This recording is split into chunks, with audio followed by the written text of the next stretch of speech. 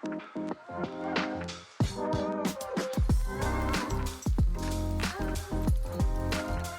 is going on, everybody, and welcome back to Salty Runback, here to be your weekly intake of North American Developmental League of Legends. We're here with the regular season of the LCS Challengers League about to conclude, and of course the LCS Challengers League Qualifiers just wrapping up their first week of group stage play. A lot to talk about, a lot of matches to get through this weekend. We're going to give you the perfect guide as to which ones you got to have on your screen at all hours, but before we do that, might as well introduce ourselves. My name is Grapes. I'm joined alongside Hawk. Hawk, how are you doing today? Grapes, I'm doing all right. You know, it's been a grind of a day, a lot of work to do, but always a good time here on Salty Runback, and a lot of matches to talk about, as you said. It's week 8 of the regular season. It's our 7th episode, I believe, of Tier 3 Tonight coming out. So we've definitely been busy, which I don't think is necessarily a bad thing. But, you know, I think as we get towards the playoffs, as we get towards the end of the line with the promotion tournament and like crowning a champion in the Challengers League, things are going to start to get more exciting. So don't you worry, everyone. Although it might seem like a bit of a grind right now, we are making it towards the end of spring, and we have a lot of exciting League of Legends to cover for the next month or so. But Hawk, we might as well start us off by getting into our headlines right now. Starting off with the NACL, I guess, with two of our top teams staying, two of our top teams. FlyQuest did not play last week, but still remained undefeated at 7-0. And Maryville University with a nice win off of what was a pretty resurgent Team Liquid Challengers last Saturday. So they're still at the top of our table, and with the next team behind them being Supernova, there's a mathematical possibility of them catching up, but not necessarily a likely one. So Hawk, my question to you is there a world where at the end of this regular season, at the end of these next 6 best of 3s they have to play, it will not be FlyQuest Challengers first, Maryville University second? It's possible. I think there's definitely a world, because I think at this point in the season, Supernova has proven themselves to be stronger than the field. And I think due to that, there's definitely a possibility that they could maybe take down FlyQuest Challengers. I mean, Maryville was almost able to do it, and while I think Maryville is slightly stronger than Supernova, it is possible. However, I think, as you sort of alluded to, very unlikely. I mean, FlyQuest is not going to lose to Mirage. Maryville should not lose to Fear, so it really just comes down to whether or not Supernova knocks off FlyQuest, and in how many games. And and so for that reason, I feel like while there is a world that it happens, and it's definitely something to look out for, I would definitely, especially for the Supernova FlyQuest series, we'll kind of talk about this later in our part 2, I think this is going to be a really exciting series and one that should be watched. However, I'm not necessarily expecting it to be a different result.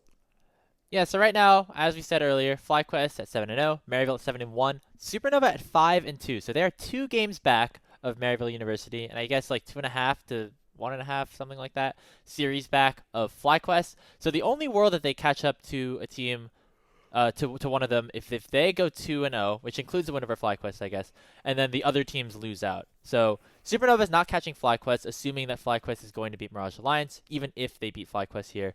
The flexibility kind of comes down to, does Supernova beat Wildcard, and then does Maryville beat Fear, which honestly, I could say, maybe not as super straightforward as we might have originally thought, because Cincy Fear took a pretty big win over Supernova last Friday as well, which I thought was a pretty entertaining game, and Fear kind of having a wild week where they beat Supernova and then lost to AoE, both in 3-game series, because that's what that team does.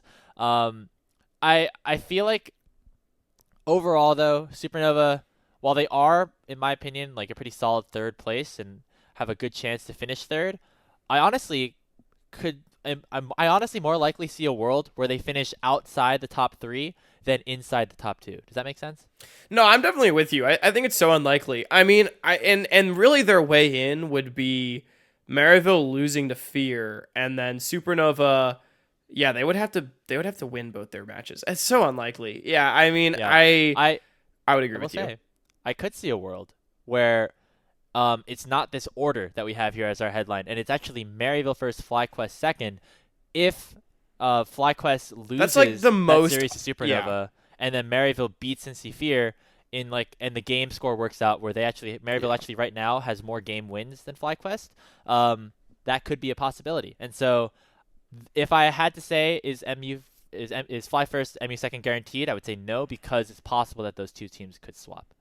Yeah, I mean, the only way something changes in the top two is if Supernova beats FlyQuest, right? Because both Maryville and FlyQuest, unless something weird happens, they will have, FlyQuest, if they win both their series, they'll have more wins than Maryville, right? So the only way something changes is if Supernova beats FlyQuest. So yeah, that's like what we're looking out for. I'm definitely with you. I think Supernova, they should be more concerned not with finishing in the top two, but with finishing in third. Because if they drop the wild card and then also likely drop the FlyQuest, then they actually find themselves potentially outside of the top three with wild card overtaking them. So I think that's really the story, and Supernova, they need to be very careful not to drop out.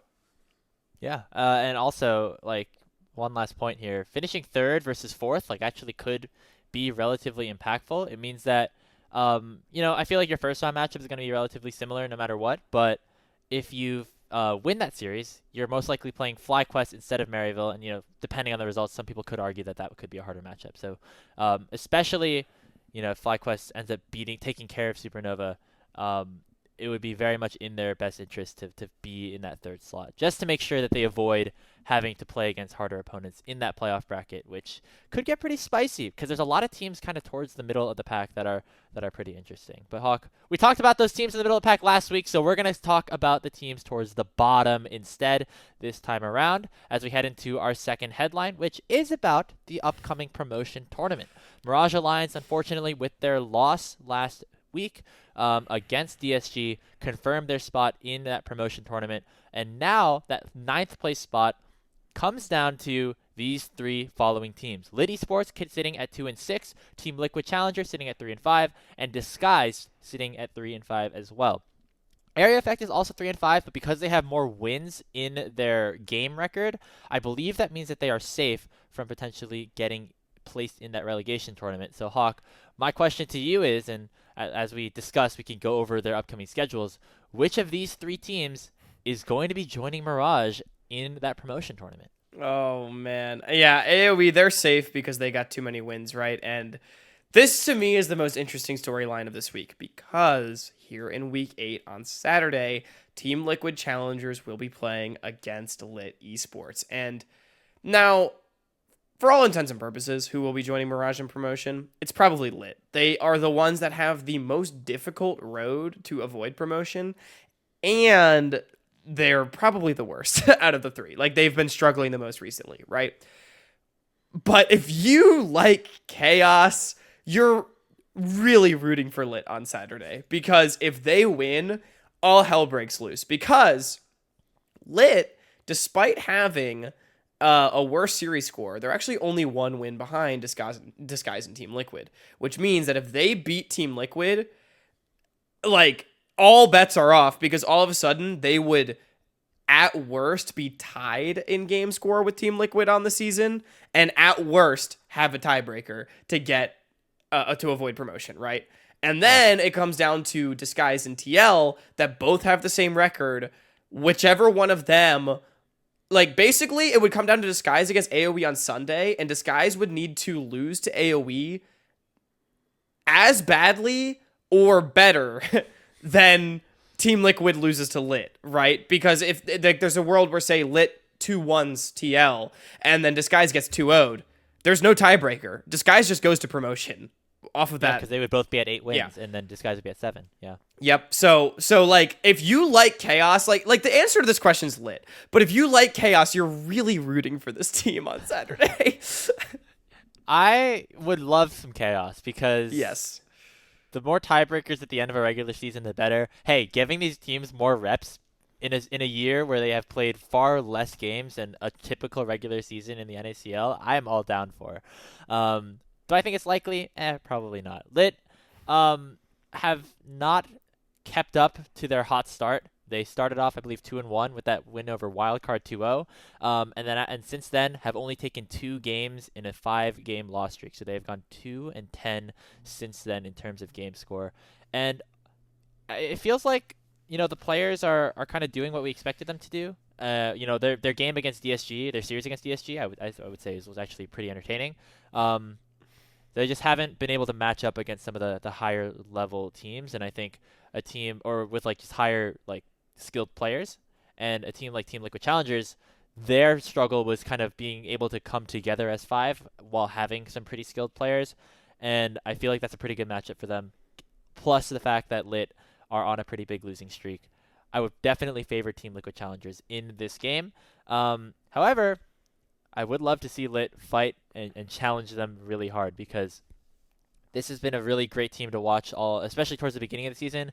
And what a story it would be if they did not end up in the promotion tournament after promoting in the last time around. Yeah, if Lit Sens either disguised the sweetheart of NACL or Team Liquid challengers to the promotion tournament, that would be, I mean, that would be pretty unreal, man. I don't know. I think that'd be funny.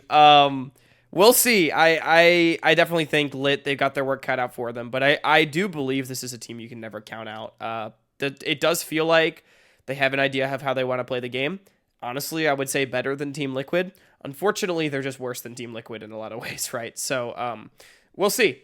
But it's probably Lit, but I'm really rooting for them against Team Liquid to just throw everything into disarray.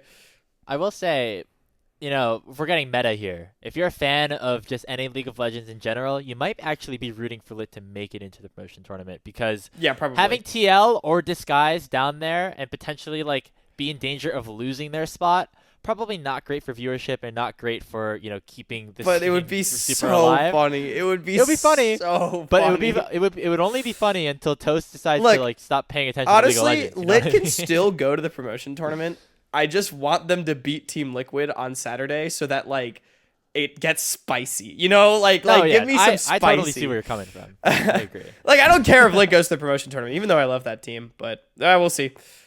Yeah. An interesting conversation we can have down the line is how strong we think Lit and Mirage are compared to our other qualifiers. I'm sure it's a conversation we will have, yeah. Yeah. Speaking of, actually, with the promotion tournament looming, we come across a problem that we discussed last split, and I think also even discussed in the split before, where all of a sudden, after this week, Mirage Alliance and whoever else doesn't make the playoffs for NACL will have, I believe, 4 weeks of off time until their next games in the promotion tournament that start on April 2nd. So a lot of that downtime, you're supposed to be scrimming, you're supposed to be practicing, but we've heard time and time again that players that are in those situations find it difficult to, stay in it, stay energized, and it obviously has shown in the results so far, where 5 out of 6 teams in the NACL that have gone down to the promotion tournament failed to keep their spot. Now, you could argue if the qualifier teams are stronger on paper or not. I feel like that number should be a little bit closer to 50-50. And so, Hawk, my question to you, I guess, for this headline is, what's a potential solution to make sure that this month-long break kind of doesn't happen? Yeah, it's tough, right? Because these teams get thumped in the NACL for like 2-3 months straight, and then they have to go and just sit on the bench to like hopefully do it again, right? It's tough, and I understand that. So yeah, I think this is a problem. It's a problem that we've discussed. I'll be honest, like in the immediate, there's no good solution to this. Like it kind of just is the way it is. However, Grapes, I had this idea. Now, this would require the second qualifier tournament to have just a completely different format. Like I don't think there's a way to do it. But what if the schedule was done such that, like, why does the promotion tournament need to be a separate thing? What if somehow, some way, like the 2 teams that get relegated from the Challengers League just come down and they're somehow like the final bosses of the qualifier tournament, and like qualifier tournament number 2 for the split like directly feeds into promotion, and it like goes hand in hand, as in it's like all the same tournament. You know what I mean? Kind of like how we got rid of the regional gauntlet for Worlds qualification, right? And we expanded LCS playoffs. Like similar concept where these 2 teams come down as like the upper bracket final bosses or something after like the 32 have all duked it out, and they play like the final 8 or the final 4 or whatever to and like, I don't know, I'm just spitballing here, but like, no, yeah. This is super interesting because this, in a way, was actually part of the way that the season ran in 2021 when Proving Grounds was first Yeah, introduced. I don't know if you remember. True. Yeah. Exactly. But in both the spring and the summer, you had your Tier 3 tournament and then your Tier 2 tournament, which was like the NACL or Academy regular season. And then after that, the teams that made playoffs in Academy played in the Academy playoffs, and the teams that didn't went down to play against the top qualifier teams or the top Tier 3 teams in a series of Tier 1 tournaments. I think in spring it was like 3 different tournaments. In summer, I think it was just 1. But at the end of the day, that tournament was your ticket to getting into Proving Grounds. Now, obviously, the format works a little bit differently. However, given the fact that now amateur organizations have now made their way into Tier 2, I wouldn't be too opposed to having that format kind of just continue to exist with Proving Grounds, coming in and things like that. But I guess it would come into question like how promotion would end up working. Yeah, I do think right now, which I think is semi-related, there's been a lot of conversations about how the format for the qualifiers isn't ideal because it kind of pigeonholes teams that if you mess up one time in the first qualifier, like it becomes so much harder to promote unless you have like a ton of other things happen. So I like the idea of there being a little bit more flexibility, both for the bottom NACL teams after the regular season is over, and maybe for some other teams like towards the middle of the pack for the qualifiers to get them more reps and give them more opportunities to potentially earn that spot to promotion. It's actually, yeah, it is. There's like a couple conversations, right? Because with the promotion tournament, like there's this insistence on it not happening during the NACL playoffs, and that's the way that things are scheduled right now. I don't really know if I agree with that or not. Like, I kind of like how we have this extra tournament that takes a whole week that like is not tied to the NACL. I think that's interesting. Yeah. So like, I don't think it's inherently a bad thing, but I do think that's where the scheduling conflict comes from, right? And also, there's this in regards to the NACLQ format, the qualifier format in general. Like, it's kind of the discussion of like college sports. Is it college basketball where you just give everybody a chance and leave the door wide open for insanity? Or is it like college football where honestly for all but like 6 or 7 teams, most of the season, quote unquote, doesn't really matter. And it's really about unpacking what that means. And I fall in the camp of the college basketball. I fall in the college basketball camp. I'm like in favor of the 12-team college playoff, for example, when I know some diehard fans are not. I think the bowl system is kind of dumb. Anyway, that's a conversation for another show. But yeah, like but that's like the point, right? And even though I think the argument of like, oh, the season doesn't matter for all but 6 teams, like depends on what you define matter as. Like if winning is literally your only goal, then sure. But anyway, yeah. I agree. Like I feel like next year probably I doubt it would happen for summer. But if it happened for summer, great. I think it's time to revisit the format that we instated in 2022 because this format was built for the Proving Grounds. Yeah. And even in 2022, with the format that we are running now, 6 to 10 teams, depending on the split, made it to Proving Grounds versus exactly. This format was just built for a different tournament, So, off of that idea, here's my proposal. We get the top 8 points earners at the end of the qualifiers. Maybe we end up shortening the season a little bit, one way or the other, to make sure that it all fits the right way. And then those 8 teams play in a double elimination bracket, or all those 8 teams make it into the quote-unquote promotion tournament, where they play in a double elimination bracket with the 2 lower-seeded NACL teams kind of like at the end of the road. That way, like they get a bye or something. That way, there's a little bit more chaos, a little bit more opportunity for some of the lower seeds to get in, and it gives everybody kind of more reps to participate a little bit more. That it's a way to connect both like the Tier 1, Tier 2 system from 2021 and the tournament format that we have now. Grapes, I think what we really need is Tier 1 to have promotion again, LCS to have promotion relegation again, and we just do one big tournament between all of the leagues. It's one promotion relegation tournament.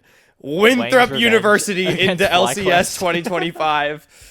No, that would be fun. That would be something. I know there's talks about the Tier 2 Americas tournament happening, and that I guess is similar. That's in true. That so We've heard nothing else about that, have we? I think it's happening like at the end of the year, and you know how things often change I'm sure we'll in hear terms of about it in scheduling. So August. Yeah. yeah, we'll hear about it eventually, probably. Let's go on to talking about the qualifiers a little bit here, Hawk. As I think maybe for the first time in a really long time, there were 0 upsets whatsoever in the first round. All the higher seeds beat all the lower seeds, and our closest matchup of the week, which was FlyQuest Fly Family versus Gentle Hearts, ended up being an FF. So we didn't even get to see if that could have been a close matchup. And the match of the week had Disconnector get banned, so ISU was also playing with Nausicaa Tempo's bot lane. Yeah. Some unforeseen circumstances led to this being the most boring week of qualifiers ever, unfortunately. Yeah. I mean, some of the games themselves were cool, but yeah. I think Lotus series is interesting. Yeah, I think like just watching Pulsar dominate was interesting, which brings us into this point actually, which we should just talk about. There's been a pretty general consensus of a top 6 in the NACL qualifiers that are fighting for those 4 promotion spots, those being Winthrop, Ole Miss, Aporia/Blue Water, now that they've rebranded, CCG, Team Fish Taco, and the other one that I'm forgetting is Lotus. So out of those 6 teams, most people are expecting 4 of those to make it in. But Hawk, my question to you is, whether it's this week or not, because I don't think a ton of these teams are actually playing against each other, which of the teams outside of this top 6 have the best chance of kind of sneaking in to the top 6? And this does not necessarily mean like this week or anything. This is just in general, like if whatever team we answer were to play any of the top 6, who would be most likely to take a game? Who would you put your money on? And Grapes, correct me if I'm wrong, I think this boils down to 3 options: Gentle Hearts, Pulse Star, and maybe a hot take, Reluminate, I think is in the conversation as well. ISU without their bottom lane feels like they're going to fall off. I don't think anyone in Group C has a chance. Honestly, BlackRock is maybe in the conversation. Fly Family too. It's hard because we didn't see either Gentle Hearts or Fly Family play last week. And Exactly. Grapes, I was personally really impressed by Pulse Star and Reluminate. Pulse won the easiest series of their life. Like game 1 was a little close, but they just kind of like didn't int, and then game 2 was like they had turbo draft, and they didn't int, and like Pulsar looked pretty good. Honestly, Reluminate to me, and it's probably because partially I did a deep dive into analysis into like why I think they're good. On tape, I thought this team looked awesome, and I think they really could have beat Lotus, and it's like a shame that they didn't, because they are ultimately, I think they're individually the weakest out of these teams in this middle of the pack. And they have the least competitive experience, but they're actually pretty damn good, and they have some things that they do really well. So it's a tough question. Maybe I don't know. You're gonna say Reluminate? No, I don't think. I mean, because it's also like to get meta with it. I feel like Team Fish Taco and Lotus are the weakest of the top 6, and they're both in Group D. So like Reluminate could, I think, has like for that reason odds to do it, but that's not really the question, right? Because it's not about who they're playing. It's just about anyone in the top 6. So that's I'm like on the fence. I think Pulse is solid, but I honestly think they're just gonna get rolled. And then Gentle Hearts I haven't seen play since the OQ. So like who am I supposed to take a flyer on here, Grapes? I'll make it easy for you. I have an answer. It's Pulse Star. I think they looked very good against ISU. They have pieces that we had questions about, like maybe their bottom lane changing out, Shockey getting changed out. Shockey had a good weekend. I'll give him and that. I think Shockey played really well. And this team looks much cleaner than they did even in like some of their games against like their weaker opponents in the first qualifier with their new roster. Now, obviously, they're playing with a team with role swaps and everything like that, and maybe that's biasing my opinion at the moment. But I think Blue Water, although they destroyed Nigel's in that game that they played, could be relatively vulnerable. I think there is a chance. We've discussed this before. They are the weakest, probably. They're probably the most vulnerable like defending champion that we've seen, because they have had moments where they don't look that great in terms of like how they play out some of their games, and they kind of wait for things to happen. Yeah. I think Pulsar with Kryra in the jungle specifically is a team that could potentially cause disruption within that in this specific matchup that's happening this weekend. Yeah, I mean, other than that, they're against the other teams as well. Because remember, the conversation is, just getting into that top 6. I think they could match up well against some of the other teams as well that are not in their group. You mentioned Taco and Lotus as potentially being options, and so that's where my head's at right now. I think that there is a world where Polestar can jump in there. The only problem is, in terms of points, they're basically going to have to win the whole thing, and I think that's what boils down to all these other teams that we're talking about, where winning this tournament is going to be hard. Like, you could get yourself into that top 6 conversation, but getting to the first place conversation, maybe a little bit more difficult. Yeah, I think Pulse probably has the most convincing argument. I'm willing to maybe believe in them. I think Shockey had a shockingly great debut for 2024 so far, and I think against Blue Otter in particular, this will be interesting to watch because I think Kryra has an opportunity to prove that he's a real NACL jungler against Music, and Lawrence is not that strong in the top lane. So Shockey, if he can have a repeat performance like what he just did against Meslo, then Polestar has a real chance to win. Bot lane's got their work cut out for them, but they should be okay. And then Reppy is gonna just need to contain Samakin, right? Like I think it's winnable for Pulse. I think I'll pick Pulse as well. Gentle Hearts. It's hard. It's really hard to say because I've not watched them. I was thinking about Gentle Hearts, and I just remember the game that they played against Winthrop where they lost in 19 minutes. So makes it a little bit harder to believe in them. They also lost like a pretty long. But Winthrop is also like by far the best team, so I don't really know. That's fair. Maybe if Gentle Hearts gets into the quarterfinals, they have a better run. Like I wonder how Gentle Hearts would match up against any of the other teams that are not named Winthrop, and maybe like CCG, because CCG feels like they might be a solid number 2 as well. But that's they're I think even though there's this top 6, there are other like storylines that we can follow that are interesting, which I think is a good thing, because otherwise, honestly, this week of games might be just as boring as the last. So keep an eye on Reluminate, keep an eye on Pulse, keep an eye on Gentle Hearts and Fly Family, which is another team we haven't talked about too much yet. They all have, I think, potential to really be solid. So I'm excited to potentially look into that. Our last headline here, Hawk, before we move on to our part 2, bit of a cheesy one, a bit of a one to there wasn't a ton of storylines happening here, but the last game of the NACL season, I found really funny that it was FlyQuest versus Mirage Alliance, our first place team against our last place team. How long do you think this is going to take? 2 games, 3 games, and how many minutes? And Graves, we've all been there where we just don't quite last long enough to the chagrin of everybody else. But oh, boys. I know you wanted to make that joke. You were waiting for when we wrote moment. This headline, I said, I think there's a sex joke somewhere in here. Yeah. Oh, God, this series is going to be a fucking slaughter. I mean, literally, the question is not going to be like, oh, who's going to win? It's going to be how quickly does FlyQuest Challengers speed run Mirage Alliance? And it's going to be really interesting. Because I also wonder, it's literally last series of the entire regular season. At this point, assuming FlyQuest overcomes Supernova, they're locked first place.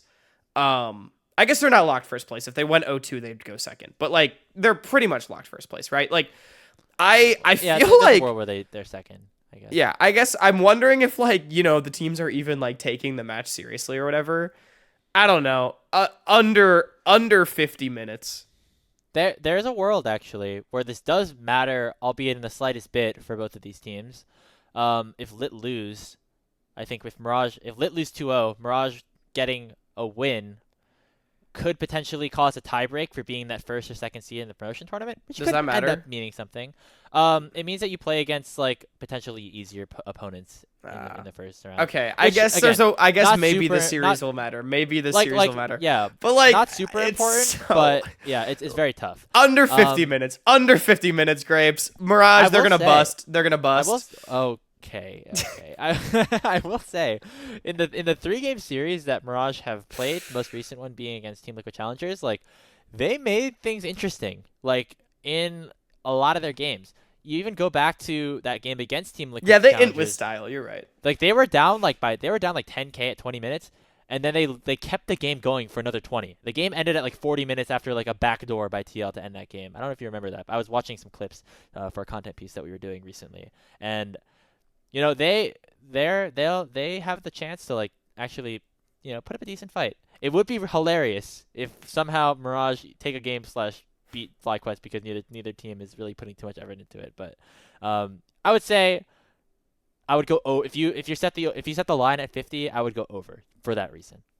That's fair. I don't know. Two sub 25-minute wins is probably ambitious, but this is definitely going to be a I mean it's going to be a spectacle. It's so funny. It's going to be a funny series. Like out of all the times, like I feel like I don't know how far in advance the schedule makers were looking, but maybe it was hard to predict where exactly each of these teams would land, but having that be the last matchup of the season, I think is really fun. Saturday got some bangers. Sunday, Sunday could have some bangers debatable. Depending on how the Saturday games Depending on how Saturday goes, and then depending on whether or not you like to watch a murder. Like that's really what is your opinion of Sunday. I'm hanging on to my boy. I'm hanging on here for Mirage. No, make a bet. If Mirage take a game off FlyQuest, you wanna oh my god. I will. If Mirage win the series against FlyQuest, I will buy a FlyQuest jersey and then dive into the Pacific Ocean in Santa Monica wearing it. After they lose. If Mirage wins the series against FlyQuest. Oh, okay. Not so you gotta go game, two. Gotta go series. 2 games. All right. Well, I'm less afraid of be... jumping into the ocean and more afraid of like the $100 it's going to cost me to get a FlyQuest jersey. Well, if your prediction holds true, your wallet and your jersey potentially would be safe here. So that wraps it up for our headlines. I'm super excited to get into the last week of the NACL regular season, which is why we spent a little bit more time talking about it. But for now, we need to let you know what exactly you need to watch this week, which is what the main topic will be in our part 2. There's a lot of League of Legends happening this weekend with the group stage for qualifiers and the NACL regular season concluding. And because community streams are now allowed here for the NACL qualifiers, there's going to be a lot of tough decisions that are going to have to be made over which series you want to watch. And so what Hawk and I are going to do here in this part 2 is put all of the potential series of this weekend on a tier list. That way, you know when and where you have to tune in to every single game here of week 8 of NACL regular season and week 2 of the second qualifier GSL stage. Hawk, do you want to explain any more or take a look at the tiers that we have here? Yeah, I mean, it's pretty straightforward, y'all. We have 6 series in NACL, 8 series in the qualifiers, 14 total. We've got 5 tiers here to tier list basically how exciting each one is going to be and which ones you should be watching. All the way from PogChamp to Resident Sleeper, and it's going to be a spectrum. There's going to be a lot going on here. And obviously, even the Resident Sleeper series, they're probably still going to be exciting in their own right. And we don't want to downplay that necessarily. But there's definitely, I think when we talk about the landscape of North American developmental right now, we're in the part of the season where we do have a lot of expectations, right? And so seeing the matchups in which the narratives and the stakes can continue to build is definitely going to be entertaining. So now I'm interested, Hawk. Do we start towards the bottom and the top? Or do we go work our way to the top? Do we start at the top, go to the bottom? Do we do the NACL series first and the qualifier let's series do first? Either. Like what's the plan of attack? Let's do either NACL first and then qualifiers, or vice versa, and just kind of like go down the line and put them in, and then we can do the other. So that way we're not like having all the boring series into the exciting ones. You know what I mean? We kind of like scatter it. Okay. Yeah. Do you want to start with NACL because we were just talking about that? Yeah. Let's do NACL. Let's do NACL. Okay. So there's one that I feel like we both have an idea of where it's going to go, and that's FlyQuest versus Mirage Alliance. Probably Resident Sleeper. Although, wait, is it? I don't know. My argument could be like a little bit higher because, like, the Fiesta potential for our last series of challengers. It's funny, that was actually not one of the series I was going to put in Resident Sleeper because I feel like just for the spectacle, we can put it in meh. Like, it's probably not that exciting, but again, if you enjoy watching a murder, it is actually probably going to be kind of entertaining just to see, you know? Yeah, I'm down for that. Like, it's Hydrogen Bomb against Coughing Baby. We are flaming Mirage. Sorry. Okay. There, it goes in meh. It's not a complete sleeper because love Mirage. Love the players on Mirage. Because of the potential it's just not been for their content. season, you know what I mean? Yeah. There's the potential for a lot of good content that could come out of here. Yeah. So I'm down to stick this a little bit higher than the bottom tier. Do we want to work our way towards the top down after that? I just wanted to get that one out of the way because that was Sure. our Yeah. last Well, I headline. mean, just hit me with series and we can talk about All it. right, let's go. Maryville versus Fear. This game is happening on Friday, so tomorrow after you're watching it right now. That's the first series of the day. Where does this one go? Grips. I guess it depends on what our standards are. I feel like this one's either decent with an argument to be exciting. I'm probably leaning towards decent though, where like this is two teams that are towards the top of the Challengers League standings. There's the potential for this to have stakes as well. For Fear, if Wildcard also beats Supernova, all this is unlikely. But like Fear is the other team that beat Supernova. So I don't know. Maybe it's they also are the other team that took a game off Fly. So like there's potential with this one. I would maybe say decent. I'm arguing for exciting, and this is why. Maryville and Fear, I feel like they've had a history of playing against each other a lot, whether it was back in 2022 in Proving Ground Circuit qualifiers, or even in the NACL last year when they had a lot of matchups against each other. And this is the bigger reason. Fear has only played 1 2-game series. 7 out of their 8 series have gone the distance, which means statistically speaking, this is pretty likely to go to 3 games. I can't argue with statistics. All right, it's an exciting matchup. I do still remember sketch dreams like Penta killing Maryville in 2022 group stage. Yeah, I'm down with this. This series also could be the catalyst to a lot of different playoff scenarios happening. If Maryville beat Fear, it could set up a world where if Supernova beat FlyQuest, Maryville could jump FlyQuest for first. If Fear beat Maryville, it either creates a situation where Fear could jump into third if Supernova loses out, or Fear or Maryville could potentially drop to Supernova if they end up winning out. So it creates a lot of interesting things. It's our first game of the series, our first game of the week, and also there's no NACL qualifiers happening during that time either, so you can just tune in. True. And dare I say, these are two of the more exciting teams to watch in NACL in general. Like, I just think their games are kind of fun. So, yeah, I'm fine with exciting for these two. Okay. So that's our first 2 series down. Let's just go down the line now. Wildcard Supernova. Wildcard's a team that we talked about a little bit last week. We didn't get to talk about it in our headlines. They've been looking pretty damn good. You know, they they've been up and down. They've been up and down over AOE, and they're now on a 2-game win streak after beating Fear and then AOE. I mean, I will be honest. Their win over AOE was not particularly impressive. However, they did play a pretty solid series overall. I would for the same reasons, honestly, put this one in exciting. I think these two teams should be entertaining to watch. I think this is a huge test of strength for both of them. Both these teams are going to be in a position where they want to feel good heading into playoffs. And yeah, I just think this is a series between two teams that are close in the standings that both of them are going to want to win. Yeah, I don't love picking like favorite teams, but this wildcard roster has definitely been one that I've been a big fan of. Especially like when they win, they just have such a coherent play style. You have Winnie and just doing Winnie things. Wildcard knows what they're about, Yeah, I think Aaron's actually taken a pretty big step as well. Matchup against Array, which is a potential future CLOL matchup as well, as he's over on UST alongside Kenvi. Aaron versus Array, Kenvi versus Winnie. I'm a big fan of this matchup, and I think exciting is definitely the word to put. Yep, I'm with you. All right. Now we have our next 2, the ones that we talked about on that take place on Saturday. TLFC versus Lit and Supernova versus FlyQuest Challengers.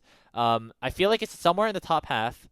I'm wondering if any of them go into PogChamp. Oh, Lit versus TLC. Are you fucking kidding? This is like the #1 matchup I've got my eyes on this whole weekend. Really? Like it's literally Order versus Chaos, Grapes. Like how can you not be wanting this? It starts the dominoes from rolling. It starts the dominoes falling. However, there's a very real possibility that TLC just 2-0 Lit. Nah, no way. Lit just went 2-1 against DSG in like a stupid series. This one, I feel like if any series is to be PogChamp, right? Like there's always a chance that people get 2-0'd, but if any series was to be PogChamp, it has to be Lit Team Liquid. Surely. You know what? Yeah, you're right. I think Order versus that Chaos.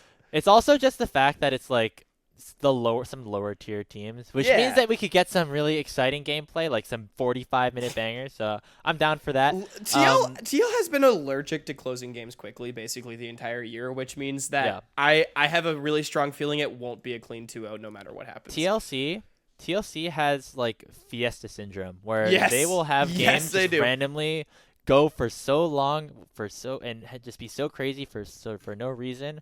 And then there's other games where they just have a 5,000 gold lead at 10 minutes and then just win. Yeah. So And it's then a bit Lit of is coin just like a flip for them. content team, dude. Like, I don't know. Like, Yeah. this team is Okay. fun, so. We're going to see some wacky picks between Dragoon and Jenkins in the top lane. We're going to see Rock Boom go against Spawn as like an old versus new kind of situation. I love this. Okay. Yeah, I'm with you. All champ. right. Yeah, that's in PogChamp. The other one, FlyQuest Supernova, I would just say exciting.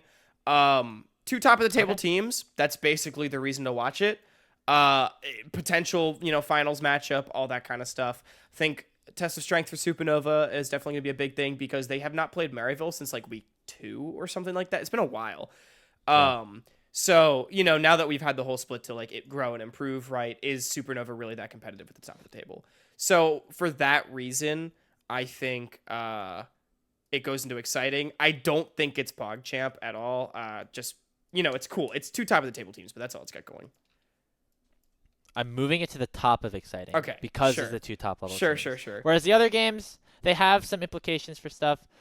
Actually, no. You know what? I'm actually going to move it back. Because you're right. In terms of like playoff implications, there's a relatively low likelihood that this ends up mattering too much. Because there's a world where even if Supernova beats FlyQuest, the standings just remain the same. FlyQuest first, Supernova third. Yeah. So I'm okay with leaving it down here. If Our last Supernova NACL beats matchup- FlyQuest in 3, it's PogChamp, but I don't think that's what's going to happen. Who knows? It could, yeah. Maryville versus Fear was a PogChamper, so I do think this series is more likely to go 3 games than 2. I don't know if that's like a hot take. That would be what I have to say. I think Supernova recently I've been playing a lot of 3-game series as well. They've caught a bit of the fear syndrome, so I don't think it's a hot take. I don't know if I agree, but I don't think that's a hot take. I honestly don't know. I think it's a 50-50. Right. Yeah. Let's go to our last NACL series, which is the first one on Sunday. That's Disguise versus AOE. I feel like we have to have more information for this. For us to tier this one. This right? Do we just stick it right down the middle?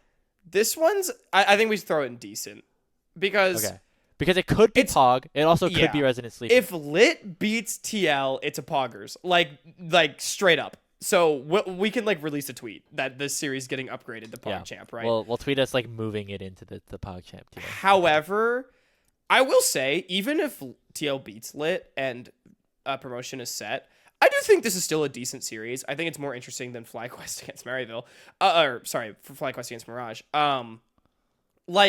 This is 2 bottom-ish table teams. Even if promotion's not on the line, there's playoff implications. Most notably, dodging FlyQuest in the first round of playoffs, I think is pretty important. AoE actually took games off of Maryville and Supernova in the regular season. I think they would potentially be fine with going up against those teams as opposed to FlyQuest again.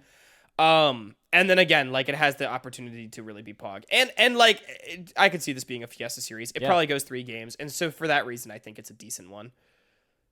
I think if AoE wins and TL wins, that means that they avoid Maryville or FlyQuest in the second round, which is good. Or in the first round, sorry, which is good. Okay, that's all of our NACL series. Now let's get into the qualifiers, which are matchups that I feel like kind of are a little bit more volatile. They'll go some more towards the top, this some one more is towards going to the be bottom. really all over the place, I think. Okay, should we start? Let's start on day 1. We'll start with Group A and then work our way down the groups. Yeah, let's go down the groups. Okay, so Winthrop University against Gentle Hearts Gaming. I'm actually real quick, Hawk, as you decide where to place this, I'm going to see if the stream schedule is live at the time of us recording this. Sunday is not fully decided. I believe Saturday is locked in, though. I don't have the sheet pulled up, so yeah, if you're able to pull that up. So this one is going to be streamed on a Twitch channel, and I think Winthrop against Gentle Hearts is pretty solidly indecent. I think the series will tell me nothing about Winthrop, and Winthrop probably 2-0s it. I think I'm really watching this one to see how good Gentle Hearts actually is going into quarterfinals. Like, if they at least put up a fight, then... Like, last time they played Winthrop in Tournament 1 in the group stage, I was like, okay, Gentle Hearts is not terrible. And if it was like that, then I'd feel pretty good. But if they get rolled over again, I'm gonna be like, yikers. I hope they're able to like compete in quarters or not lose to the nameless slash fly fam. So yeah, I for that reason would have this one in decent. Yeah, I'm pretty inclined to agree with you, especially because we talked about this in the headlines, but Gentle Hearts lost to Winthrop in 19 minutes in the Swiss stage, which is generally not a good thing to happen to a team. So, Yeah. I think we know the result. Don't but have that watching happen how again. watching how well Gentle Hearts are able to bounce back against a team like Winthrop and how clean Winthrop actually do look will be interesting stuff to look at, especially because it's an upper bracket round. I also do believe if Winthrop win this series, they will basically secure their spot in the promotion tournament, if not all together guarantee themselves in it. Yes, we have run the numbers, and Blue Otter and Winthrop, if they win this weekend, are in. So big one for Winthrop. Reason to watch it there. Okay. That game I just learned will be on Running the Rift. So twitch.tv/Running the Rift. Winthrop University versus Gentle Hearts Gaming. Let's move on to the lower bracket matchup of this one between Nameless and FlyFam.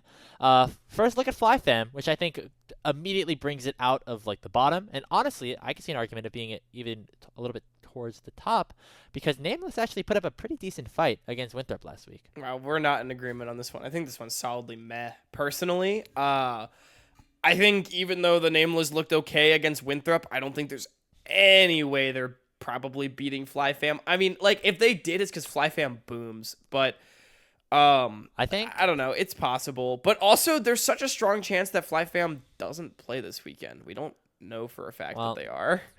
We don't know for sure. Yeah, so I'm not that excited about this one compared to a lot of the other series this weekend.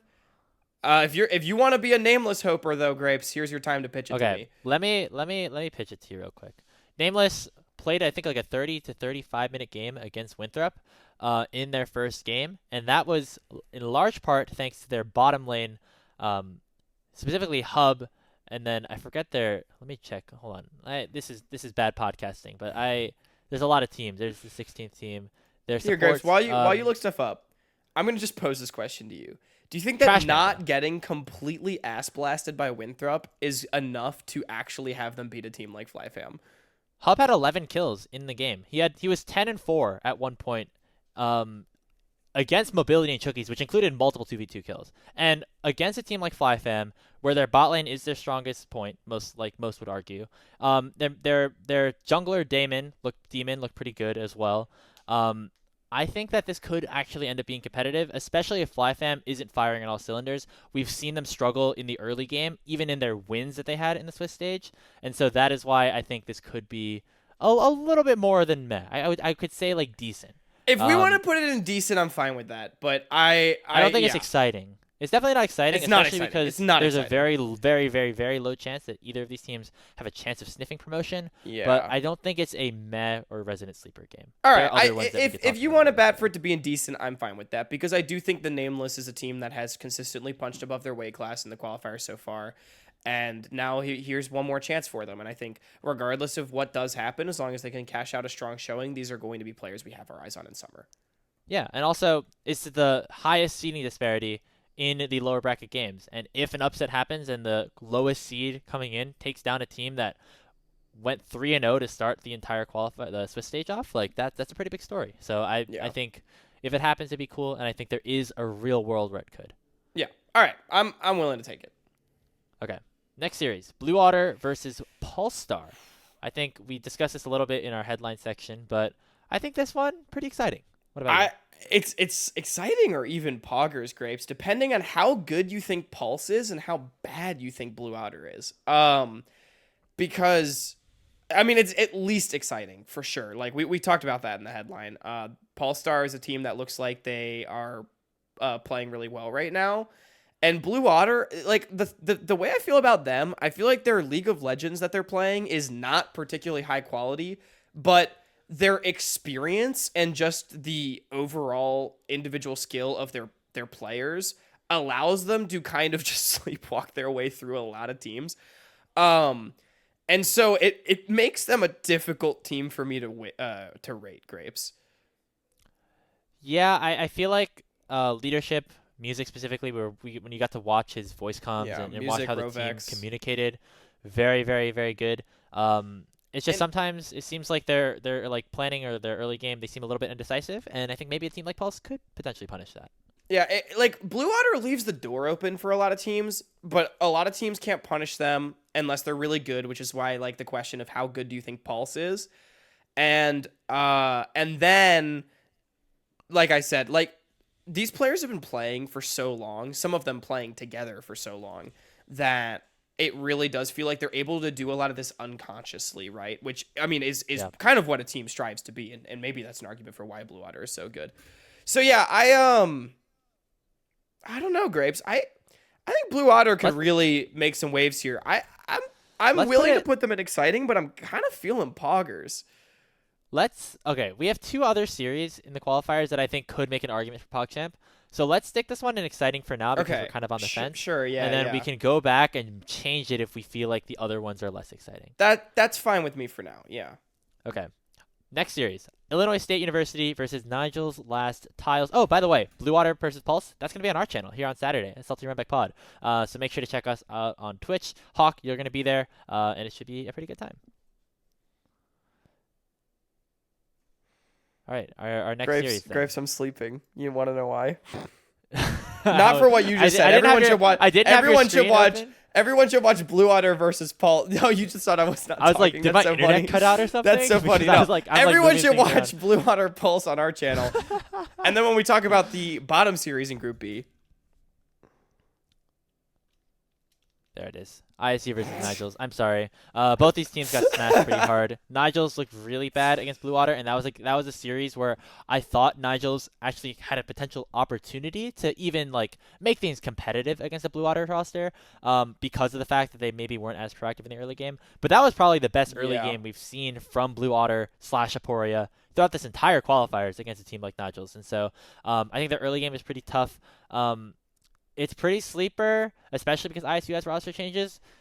However, like I don't know who wins this series. You know, I don't know. If and it's see, that's the ISU. thing. I don't know who wins the series, and that's like the And only argument for Matt. Here's my other argument. Nigel's Last Tiles. Every win in their Swiss stage went 40 minutes or longer. You know what Illinois State University is known for? Bangers Having 40 only, plus baby. minute long Bangers games. only. Yeah. And My problem with the series is like it's just the wheels have completely fallen off the Redbird hype train for me, Grapes, after seeing that series against Pulse without well, disconnector. I think it's because they don't have disconnector. it's just like I don't know. Okay. You know, we were touting Group B as possible group of death. My biggest problem with this series is I just don't think the winner matters. I think it's Pulse and Blue Outer for Group B. If you think that because this series might go 45 minutes, 3 games, like then maybe it's a meh, but it's not above that. Okay. If you're a fan of like following the qualifier points, seeing who makes promotion tournament, who's actually going to be a good candidate to winning, this is a resident sleeper game. Grapes, if you're a fan of just this watching, series just feels fun, like it's going to take me longer to make highlights of next week as opposed to... If you're a fan of fun League of Legends with both teams very willing to cook, very willing to throw out very crazy drafts, especially because Nausicaa's playing bottom lane. Okay. All right. Fine. Graves is in a better mood than me right now, so we're gonna throw this one in here. There's some others. There's another. Sleeper will not go empty. I promise you that. It won't. Let's move on to our next matchup in Group C, which also is our Tier 3 tonight match of the week between CCG Esports and Ole Miss. And Hawk, maybe we're biased because we had it as our match of the week. I think this has to go into Poggers. It's Poggers. How are we biased because we have a match of the week? We are the voice of the match of the week, Grapes. This is the best match that you will see this coming weekend in the qualifiers, and we're going to be streaming it on Salty Runback. And yeah, I mean, I just think CCG and Ole Miss are both playing really good League of Legends right now. Ole Miss kind of maybe fucked up against Wangs a little bit, but like I don't know, this team they have happy games sometimes, right? And CCG, I think it's going to be their first look against a true contender. So I think very excited. I talked to Colomer a little bit about the thoughts about playing at CCG. I think overall their thought process right now is, hey, this is probably the weakest we are going to see this team be. We'd rather face them now than in the playoffs where And promotion this is more on the line. series matters a lot for promotion points because getting that 10 for winning Group C between CCG and Ole Miss could really, really matter. Because again, when we're talking about this top 6, there's a world in which a team doesn't make semifinals like Ole Miss or Lotus. And all of a sudden, a quarterfinal appearance in one of the two tournaments is actually enough to get you enough championship points, depending on how everything else shakes out and who wins the whole thing, right? So, like, you really want these 10 points if you're either one of these teams, because you might be able to sneak into semis and actually make it. It's possible. And I think for Ole Miss specifically, the points mean a little bit more than CCG because CCG is basically finals or bust regardless.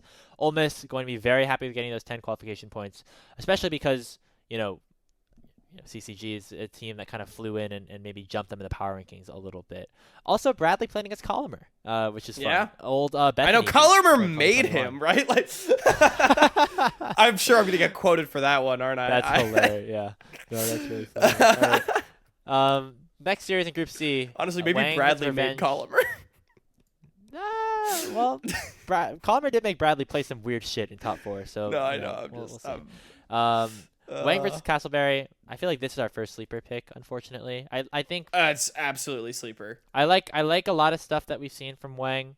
I think taking a game off of Ole Miss is obviously very impressive.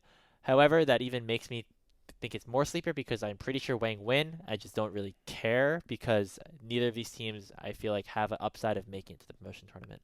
Yeah, I mean, I just think this series, while it could be competitive, honestly, I just think, the series doesn't matter at all. And unlike ISU against Nigel's, you're probably less likely to see crazy cooking. I think these teams are going to be try-harding a lot, which they should. Don't get me wrong.